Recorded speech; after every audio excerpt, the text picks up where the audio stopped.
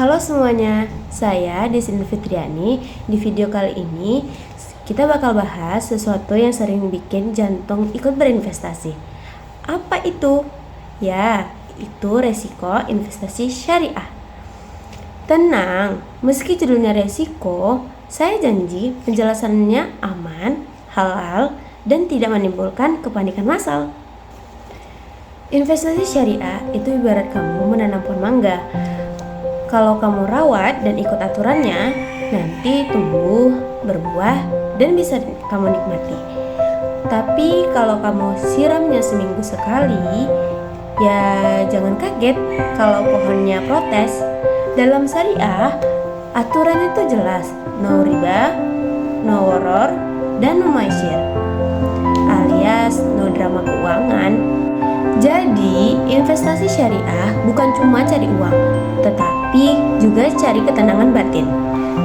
Nah, setelah tahu apa itu investasi syariah, muncul pertanyaan paling disukai investor pemula.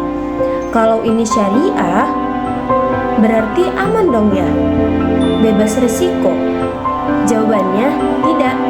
Sahabat syariahku, kalau investasi bebas risiko itu bukan investasi, itu mimpi di siang bolong.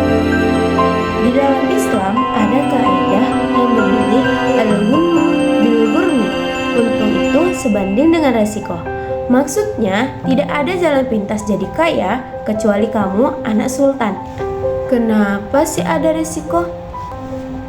Resiko itu ada karena dunia tidak stabil, ekonomi berubah, harga naik turun, kebijakan pemerintah berubah, dan mood investor ya itu juga berubah, kadang optimis, kadang pesimis.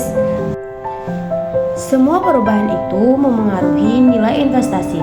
Jadi sebelum paham jenis resikonya, kita paham dulu semua investasi pasti ada guncangannya.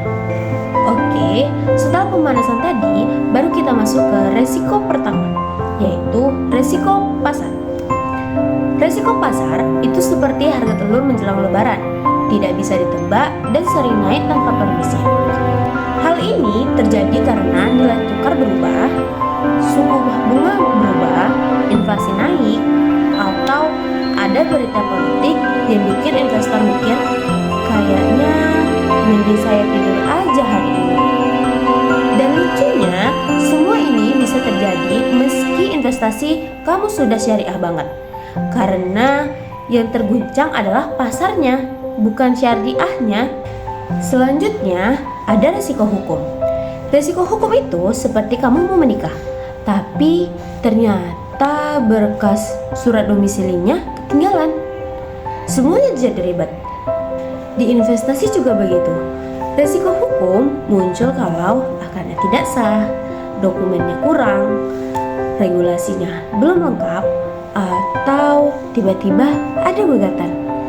Ini tipe resiko yang diam-diam tapi bahaya.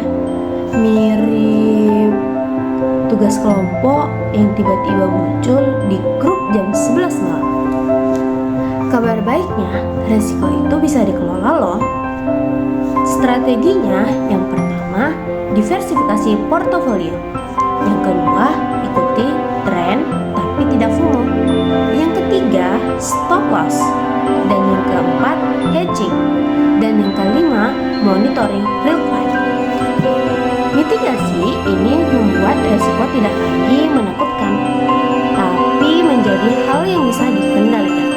Jadi, kesimpulannya, investasi syariah itu bagus, halal, dan moderat, tetapi tetap punya risiko.